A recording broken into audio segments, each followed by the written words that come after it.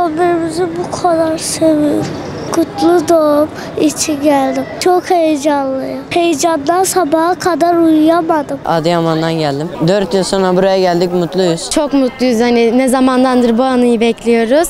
Hani oldu, mutluyuz, heyecanlıyız. Diyarbakır 5 kişi geldik. Ne zamandandır gelmiyoruz. 4 yıldır olmuyor. Heyecanlıyız, meraklıyız.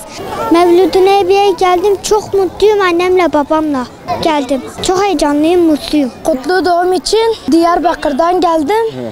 Allah'ın izniyle hani Peygamber Efendimizin doğum gününü falan kutluyoruz. Mevlid-i Nebi. İşte öyle biz de geldik. Ne de olsa Hazreti Muhammed'in mevlüdüdür. Kutlu doğum için Kayseri'den geliyorum. Çok heyecanlıyım. Öbür seferki gibi daha çok değil ama daha iyi. Allahu Ekber! Allahu Ekber! Allahu